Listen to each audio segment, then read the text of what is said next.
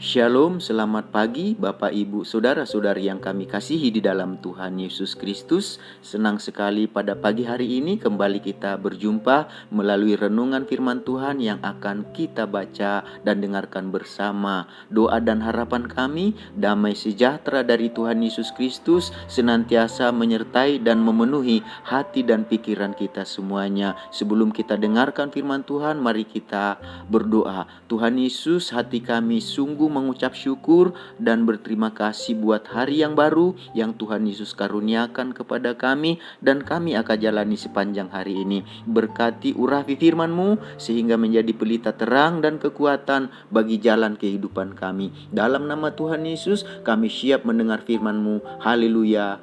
Amin. Bapak Ibu Saudara-saudari yang kami kasihi di dalam Tuhan Yesus Kristus, pada pagi hari ini kita akan membaca dan mendengarkan renungan firman Tuhan yang tertulis dalam Matius pasal yang kelima ayat pertama sampai 3. Matius pasal yang kelima ayat yang pertama sampai 3. Demikian bunyi firman Tuhan. Ketika Yesus melihat orang banyak itu, naiklah ia ke atas bukit, dan setelah ia duduk, datanglah murid-muridnya kepadanya. Maka Yesus pun mulai berbicara dan mengajar mereka. Katanya, berbahagialah orang yang miskin di hadapan Allah, karena merekalah yang empunya kerajaan surga. Bapak Ibu Saudara-saudari yang kami kasihi di dalam Tuhan Yesus Kristus, dari ayat-ayat yang kita baca dan dengarkan pada pagi hari ini, kita akan berbicara tentang kebahagiaan yang terpenting dan yang terutama. Kebahagiaan yang terpenting dan yang terutama. Tuhan Yesus mengatakan di dalam ayat yang ketiga, berbahagialah orang yang miskin di hadapan Allah, karena merekalah yang empunya kerajaan surga. Kata berbahagialah memiliki arti keadaan atau perasaan senang dan tentram, yaitu bebas dari segala yang menyusahkan. Tentu saja semua orang menginginkan hidup yang bahagia. Dalam usahanya untuk mencapai kebahagiaan, dasar kebahagiaan bagi setiap orang kemungkinan bisa saja sama dan kemungkinan bisa saja berbeda-beda. Kita merasa bahagia jika semua keinginan hati kita terpenuhi. Kita berpikir akan bahagia jika memiliki kesehatan yang baik, berpikir akan bahagia jika memiliki pendidikan dan kedudukan yang tinggi, berpikir akan bahagia jika memiliki harta dan kekayaan yang banyak, berpikir akan bahagia jika memiliki makanan dan minuman yang enak. Mungkin juga kita berpikir akan bahagia jika memiliki penampilan dan pasangan yang keren, jika memiliki keluarga yang rukun, dan sebagainya. Sesuai dengan tema kita pada pagi hari ini, dari semua hal tentang kebahagiaan yang kita pikirkan tadi, apakah kebahagiaan yang terpenting dan yang terutama dalam kehidupan kita? Tuhan Yesus dari atas bukit berbicara dan mengajar kepada orang banyak dan kepada murid-muridnya. Kebahagiaan yang terpenting dan yang terutama adalah Matius 5 ayat 3. Berbahagialah orang yang miskin di hadapan Allah. Kalau kita baca di Matius 5 ayat 1-12, dari semua kata berbahagialah, maka kata berbahagialah yang pertama dibicarakan oleh Tuhan Yesus adalah berbahagialah orang yang miskin di hadapan Allah.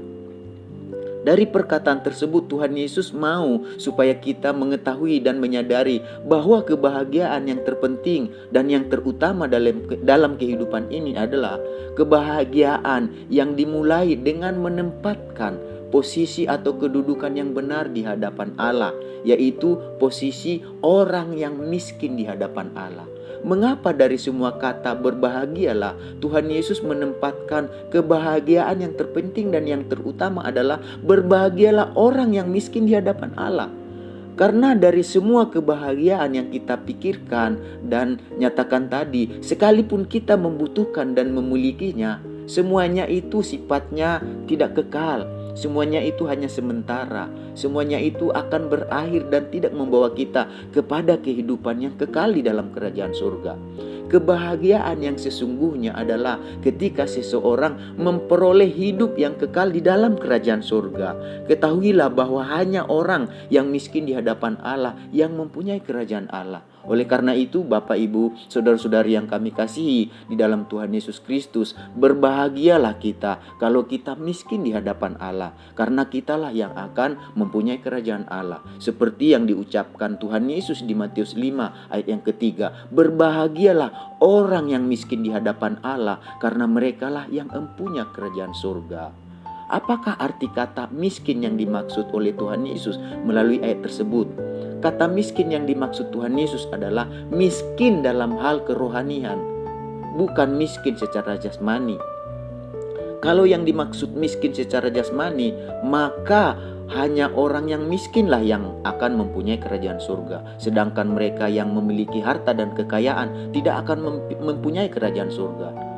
Tetapi miskin yang dimaksud adalah miskin dalam hal kerohanian, yaitu kehidupan yang merasa tidak berdaya, kehidupan yang merasa tidak punya apa-apa, sehingga kita sangat membutuhkan Tuhan, sehingga kita hanya bergantung kepada Tuhan Yesus saja. Dengan harta dan kekayaan yang dimiliki, kita bisa saja merasa tidak membutuhkan dan tidak perlu bergantung kepada Allah.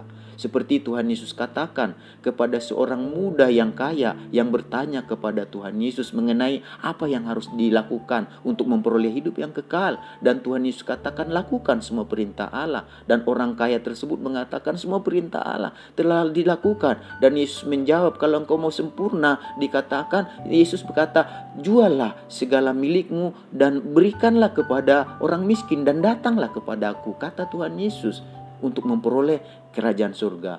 Kemudian orang kaya yang mendengar perkataan tersebut, dikatakan orang muda itu pergi dengan sedih sebab banyak hartanya. Lalu Tuhan Yesus mengatakan kepada murid-muridnya di Matius 19 ayat 23, Matius 19 ayat 23, Yesus berkata kepada murid-muridnya, aku berkata kepadamu, sesungguhnya sukar sekali bagi seorang kaya untuk masuk ke dalam kerajaan surga. Tuhan Yesus tidak mengatakan bahwa seorang yang kaya tidak akan masuk kerajaan surga, tetapi Tuhan Yesus mengatakan seorang yang kaya akan sukar untuk masuk kerajaan surga. Tuhan Yesus juga mengatakan di dalam Matius 6 ayat 21, Matius 6 ayat 21, karena di mana hartamu berada, di situ juga hatimu berada.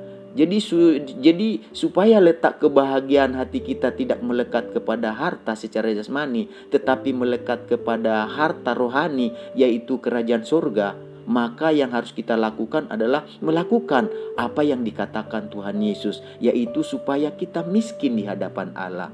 Yaitu suatu kehidupan yang merasa tidak berdaya, suatu kehidupan yang merasa tidak punya apa-apa, sehingga kita sangat membutuhkan Tuhan dan kita hanya bergantung kepada Tuhan Yesus saja, bukan kepada yang lain. Bapak Ibu saudara-saudari yang kami kasihi di dalam Tuhan Yesus Kristus, pada pagi hari ini marilah kita belajar dari perkataan Tuhan Yesus yang menginginkan supaya kita memperoleh kebahagiaan yang terpenting dan kebahagiaan yang utama, yaitu berbahagialah orang yang miskin di hadapan Allah, karena merekalah yang mempunyai kerajaan surga. Jadi miskin yang dimaksudkan Tuhan Yesus adalah miskin dalam hal kerohanian, bukan miskin secara jasmani.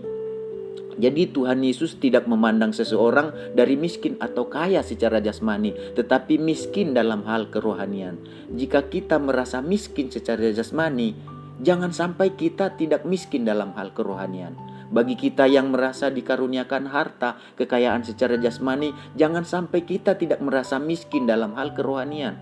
Jangan menempatkan hati kita pada harta, tetapi tempatkanlah hati kita pada Tuhan. Karena sekalipun kita merasa bisa melakukan apa saja dengan harta kekayaan yang dimiliki, tetapi kita tidak bisa menyogok dan membeli Tuhan supaya kita memperoleh hidup yang kekal di dalam kerajaan Allah.